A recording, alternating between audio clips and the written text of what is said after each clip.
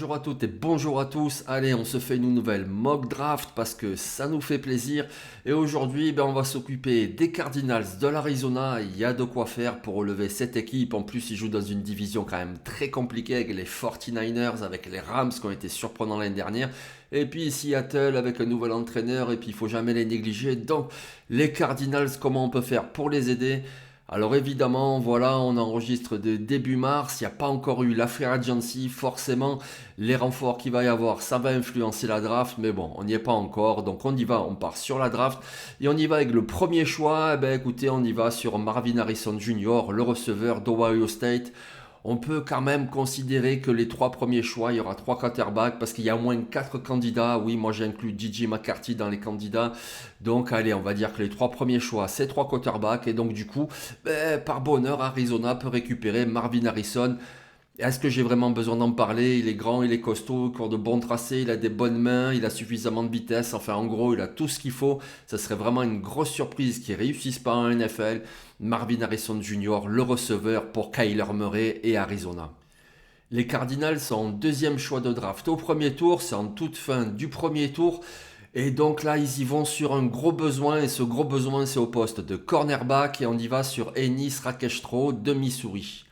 Voilà, c'est un très bon joueur, il est grand, il manque un petit peu de gabarit, mais il a quand même suffisamment de taille. Il peut jouer en zone, il peut jouer en presse, il sait faire un petit peu de tout. Alors, il n'a pas été extrêmement productif à l'université, les interceptions ça manquait un peu, mais par contre sur le terrain il était vraiment très bon. C'est un pot de colle des receveurs, il peut même faire du support contre la course, c'est plutôt un bon plaqueur.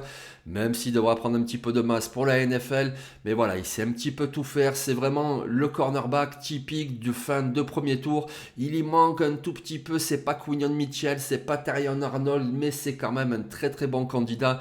Et vu l'énorme besoin au poste des Cardinals, Ennis Rakestro, ça serait, je pense, un très bon choix. On arrive maintenant en tout début de deuxième tour et on y va sur un tackle offensif. Il s'appelle Patrick Paul de Houston. Voilà, ils ont drafté l'année dernière Paris Johnson qui a été très bon à droite. Il a l'expérience de pouvoir jouer également à gauche. D'ailleurs, c'est sans doute cela son avenir. C'est vraiment un très bon tackle offensif. Par contre, à gauche, c'est DJ Humphries qui est décevant depuis 2 ans. Donc, du coup, pourquoi pas le remplacer dès cette année ou en tout cas dès l'année prochaine et donc prendre son remplaçant qui s'appelle Patrick Paul. Patrick Paul, c'est un tackle gauche. Voilà, c'est un tackle gauche. Il est grand, il est costaud, il a une très bonne envergure.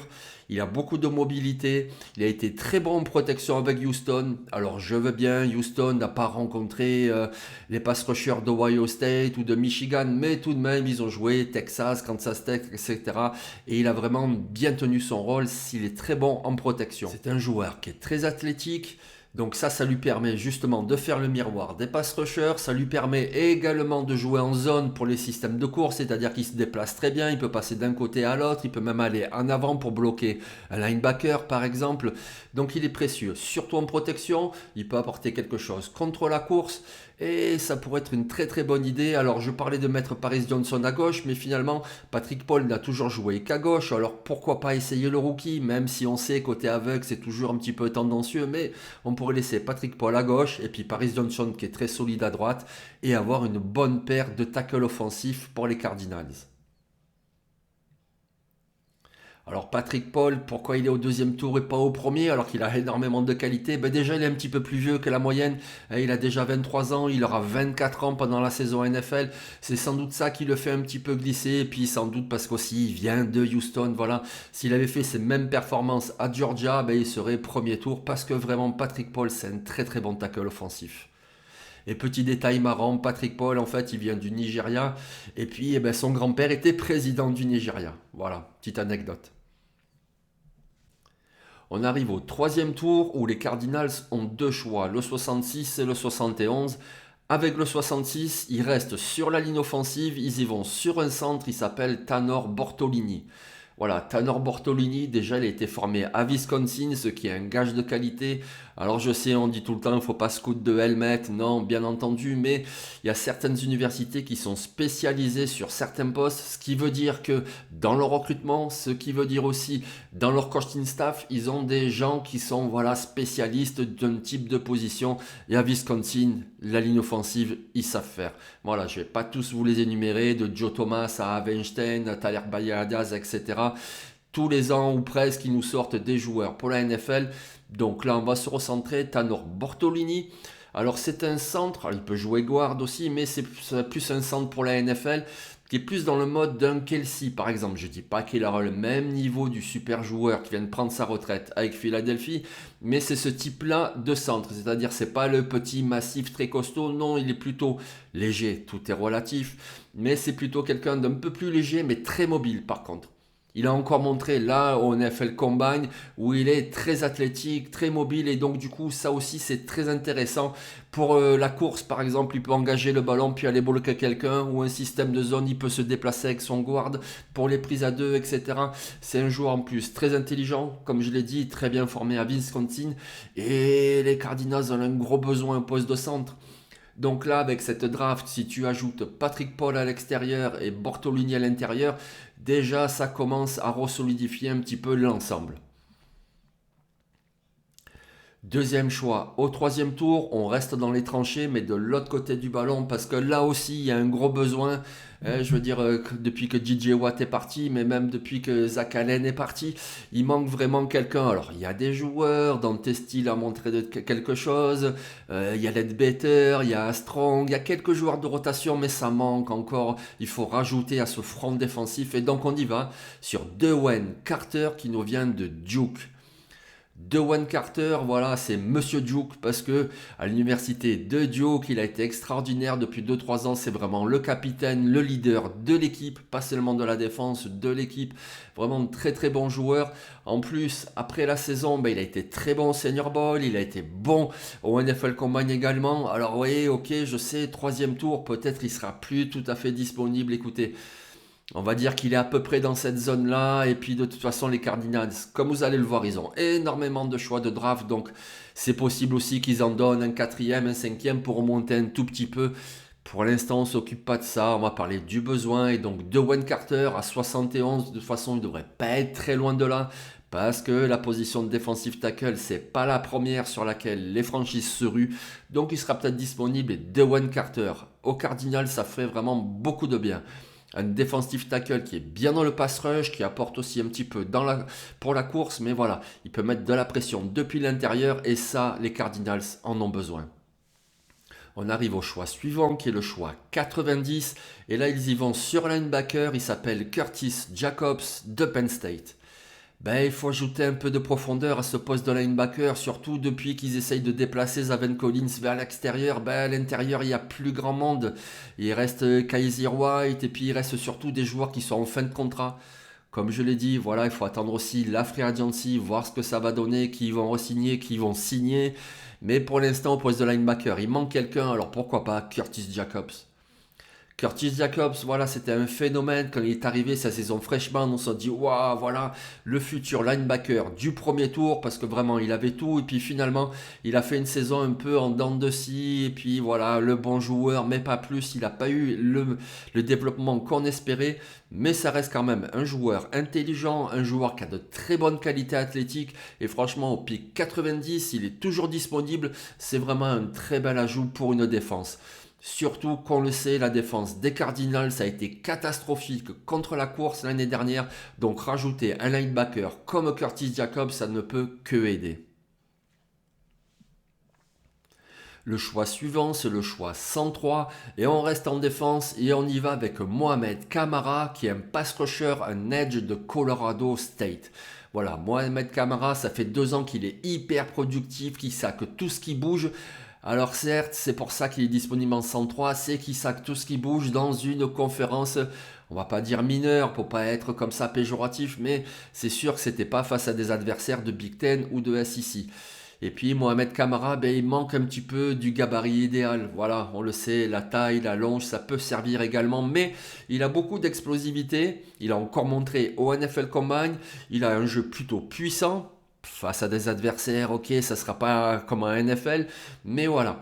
Tu prends Mohamed Kamara comme un situationnel pass rusher, tu l'ajoutes donc à Bidji Ojolari qui est en train de se développer, il y a Zaven Collins, comme je l'ai dit, il y a également Denis Gardeck qui est très intéressant. Ajoute un Mohamed Kamara que tu fais rentrer de temps en temps sur troisième tentative pour attaquer, pour agresser la poche, et après tu verras comment il se développe dans un an, dans 2 ans.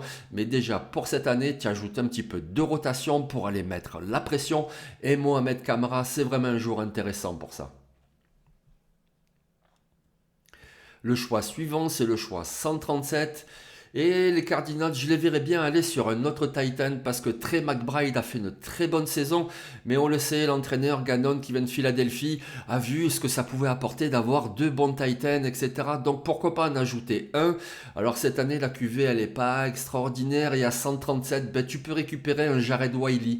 Voilà, Jared Wiley, le souci qu'il a, on va commencer par ça, c'est que il va pas t'apporter en bloc, malheureusement.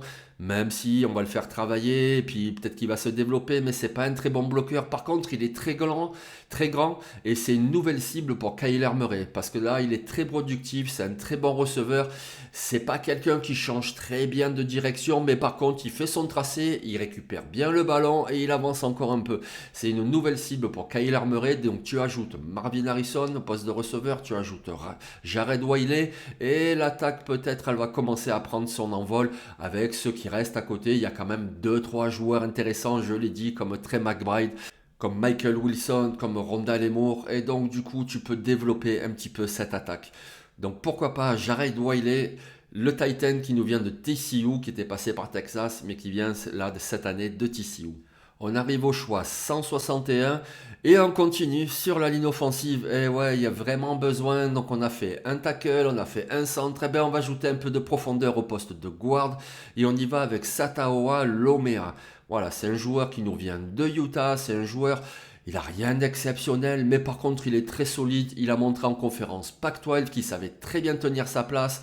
Il a joué guard, il a joué également tackle droit, ce qui peut être intéressant en cas de blessure. Mais en NFL, ce sera surtout un guard qui va apporter de la profondeur. Il est plutôt puissant, c'est pas le plus agile, c'est pas voilà, mais c'est un bon joueur de rotation pour les blessures, pour la profondeur, quand tu as besoin de faire tourner, que ce soit sur un match, sur deux ou pendant un match, surtout à l'Omea, et puis avec un bon développement, sait-on jamais, ça serait là aussi un bon ajout. Il faut absolument renforcer cette ligne offensive des Cardinals qui est trop poreuse. On arrive au choix 185 et on y va avec Ryan Watts, le safety de Texas. Vous allez me dire pourquoi un safety? C'est une des positions les mieux occupées aux Cardinals. Il y a Jalen Thompson, il y a Buda Baker.